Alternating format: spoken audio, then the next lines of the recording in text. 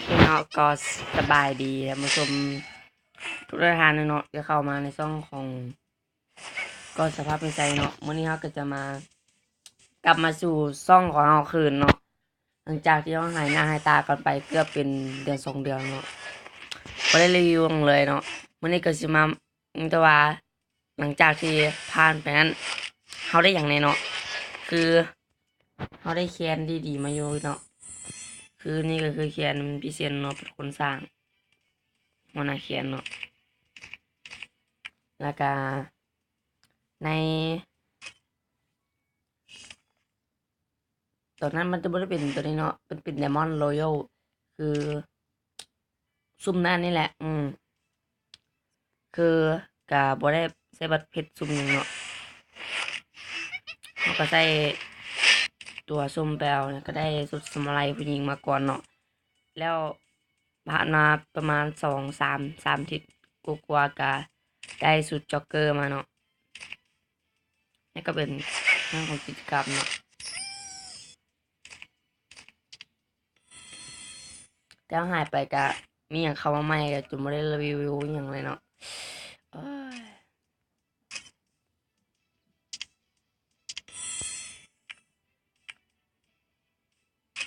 โอเคน้องวันนี้ก็เป็นวันที่20เดือน 4เนาะ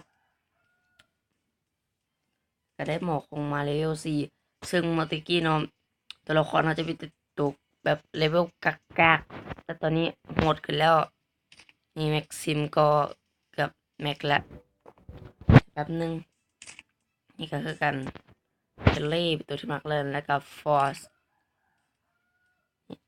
แล้วก็ได้สุดสร้างความปะนี่ก็เป็นเลเวล5เนาะบางคนแมน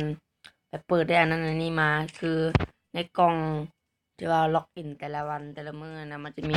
สูตรหนูกอซ่าอยู่ในตัวนั้นเนาะอันนี้ก็ได้สุดสร้างมานี่แล้วหลังจากที่บริเจอกันบ่เฮายังได้ทำการเลื่อนขั้นเนี่ยเติมให้เลื่อนขั้นย่าหายไปแมันงดก่อนเนาะคืองดทางด้านการเปลืองบัตรเติมเงินก่อนแล้วมาเน้นเติมเกมก่อนแป๊บหนึ่งนี่ก็ได้นี่มาเนี่ยแรกคืออ้าวเฮ้ยเสร็จบักเสร็จสุอะไรมันยังบ่เบิดเอ้ยแต่เดี๋ยวเราเมื่อกี้เนี่ยมันเป็นของด้านสกินปืนเอทีเข้ามาก่อนเราได้เดียนี่ทีนี้ประหมดไปเลยเนาะแนะนำเนาะถ้าเกิดไปจะซุ่ม AK เนาะแนะนำให้เป็นซุ่มสีแดงเนาะเพราะเพิ่มอัตราในการยิงเมื่อซับสโคปแล้วมันจะซับได้แม่นยำกว่าเก่าคือว่าเวลาซับบางคนคือมักซับความมาเลยนะป๊อปป๊อปป๊อปป๊อปป๊อปส่วน AK นี่ก็ดีเนาะแต่ก็คือ AK หิมะอันแหละอันนี้ก็มันบดีสักปัดไหนนี่ก็พอได้อยู่เนาะนี่ก็นี่อันนี้ก็ค่อนข้างจะปลาประโยชน์เพื่อแมกกาซีนมันถ้าอาจจะเติมมันนี่เนาะอยู่แล้วอะ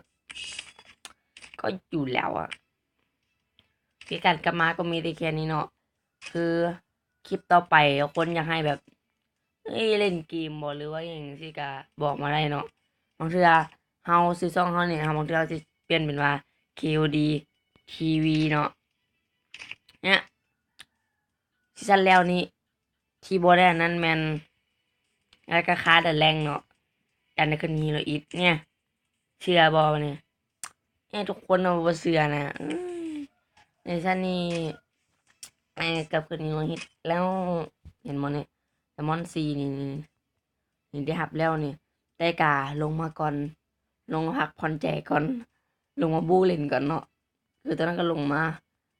แพทซีเลยเนาะแล้วก็มาบู้กะบ่สำได้มันขึ้นเก่าแหละคนโหดเนาะแล้วก็ขึ้นฮีโรอิตโซแล้วก็สิมาบอกเทคนิคขึ้นอีโรฮิตเนาะบอกเธอคลิปต่อไปเนาะบ๊ายบายไว้เจอกันคลิปหน้าอย่าลืมกดไลค์แล้วก็กด Subscribe เนาะเพื่อให้รู้ว่าทานเข้ามาเบิ่งเนาะแล้วก็กดแชร์เพื่อนๆของทานเบิ่งเนาะ